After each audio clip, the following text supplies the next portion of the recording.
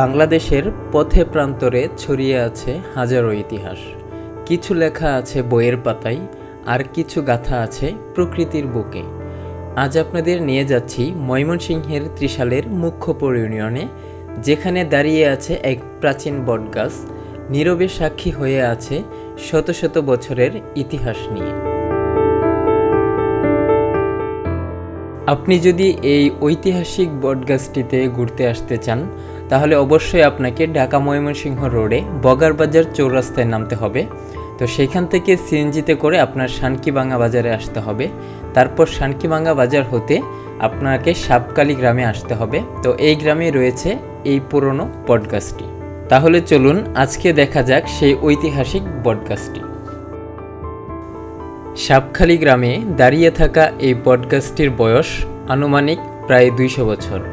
স্থানীয়দের মতে এই গাছটি তাদের পূর্বপুরুষদের জীবনযাত্রার অংশ ছিল। গাছটি কেবল একটি গাছ নয়, বরং একটি জীবন্ত ইতিহাস।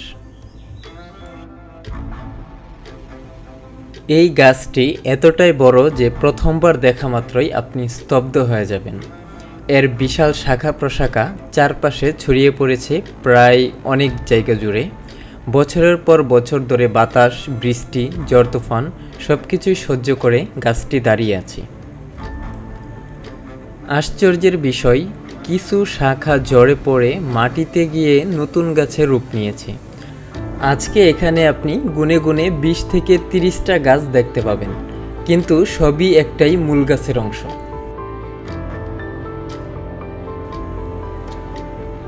এই গাছের পাশে রয়েছে লাল শাহ নামের একটি পুরনো মাজার।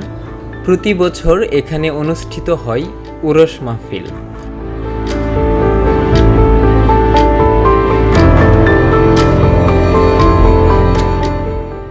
এখানের চারপাশের পরিবেশ একেবারেই শান্ত ও নিস্তব্ধ। পাখির ডাক, বাতাসের শুশু শব্দ আর পাতার মৃদু কাঁপন সব মিলিয়ে এখানে দাঁড়িয়ে থাকার একটা অন্যরকম অনুভূতি হয়। আপনি যদি প্রকৃতি ভালোবাসেন, ইতিহাস ভালোবাসেন, তাহলে এই জায়গা আপনার জন্য একদম পারফেক্ট।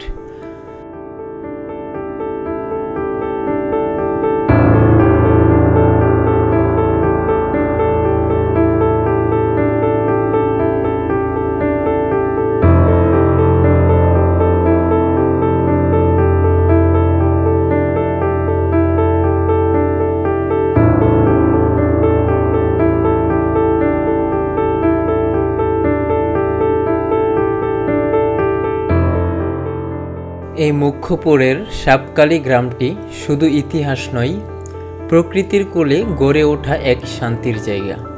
চারদিকে সবুজ ধানক্ষেত, মাঠ জুড়ে ছুটে চলা বাতাস, যেন সকলেরই প্রাণ জুড়িয়ে যায়।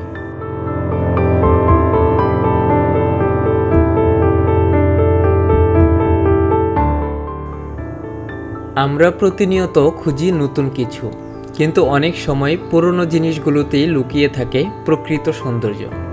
এই বটগাছটি তার প্রমাণ। মুখ্যপুরের সাপকালী গ্রামের এই ইতিহাসকে নতুন প্রজন্মের কাছে পৌঁছে দেওয়ার লক্ষ্যই আমাদের এই ভিডিওটি। আপনিও একবার সময় করে ঘুরতে আসুন এই জায়গাটিতে।